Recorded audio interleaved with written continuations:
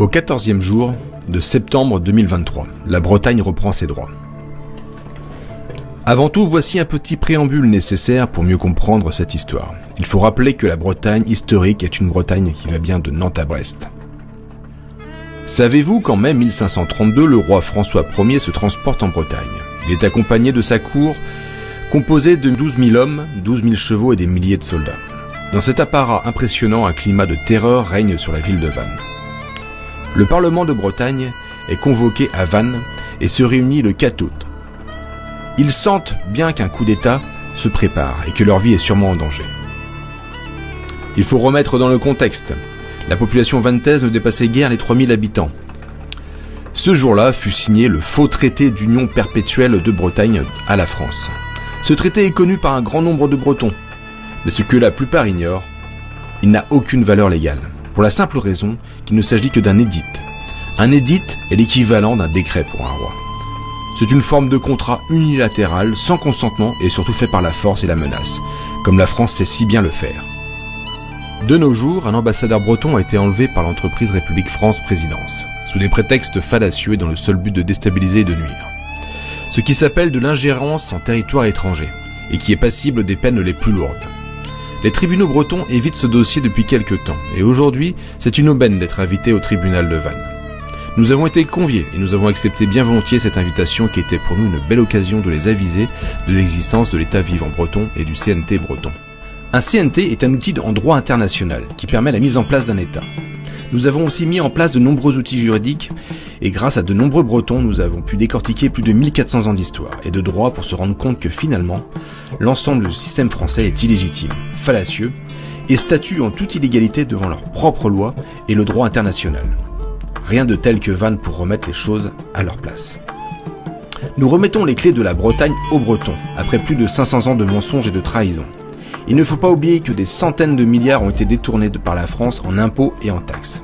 La vidéo qui va suivre correspond à la proclamation faite au sein même du tribunal de Vannes. Nous l'avons faite après la sortie de la salle d'audience.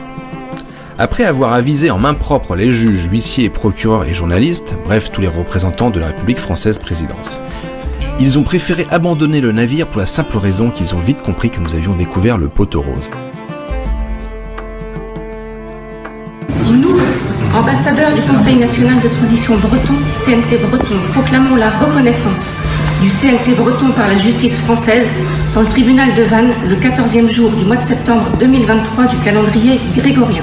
Nous, ambassadeurs du Conseil national de transition breton, proclamons que l'édit de 1532 signé par Dole, par la force, par la corruption est nul et non avenu et caduc. Que seuls les traités de Anne de Bretagne de 1499 et l'Alliance perpétuelle de 1467 sont et restent en vigueur. De ce fait, nous, ambassadeurs du Conseil national de transition breton, proclamons ce jour en ce tribunal de Vannes le début de la décolonisation. Tout contrat ou accord passé avec des entités publiques ou privées sont forclos et doivent être renégociés avec l'État vivant breton, le Conseil national de transition breton de Bretagne. La Bretagne et les vivants bretons ne peuvent en aucun cas être soumis à qui ou quoi que ce soit.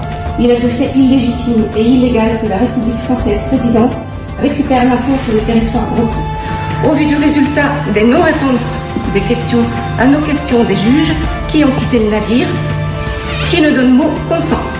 Tout vivant breton, parlementaire de l'État vivant breton, ne peut être jugé que par un tribunal populaire breton, et ce, uniquement sur le territoire breton.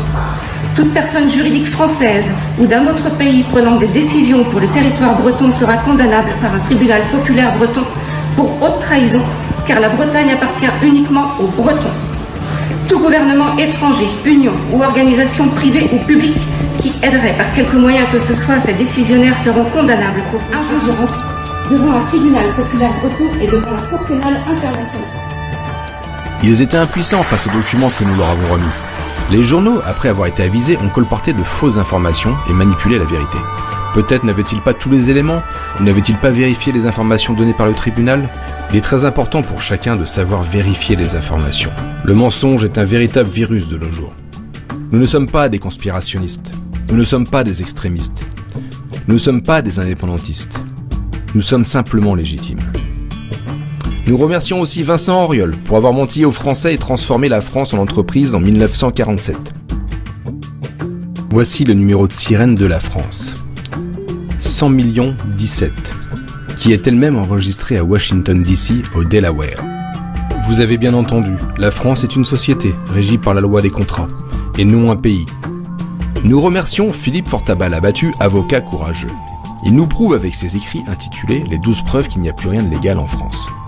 Nous remercions chaleureusement Louis Mélènec pour son travail de recherche historique, condensé dans le livre bleu que vous pouvez trouver en PDF sur Internet.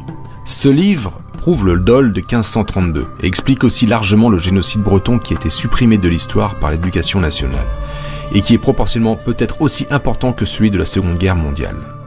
La Bretagne a toujours été un pays respecté et respectable dans le monde entier. Notre culture est si ancienne qu'on a encore du mal à la dater avec précision. Mais il ne faut pas oublier que nous ne sommes pas seuls victimes de la France. Comme le disait si bien Michel Rocard, la France s'est construite sur la destruction de 5 cultures. Les cultures bretonnes, occitanes, alsaciennes, corses, flamandes. La France est une création militaire, faite de nations non homogènes. La messe est dite.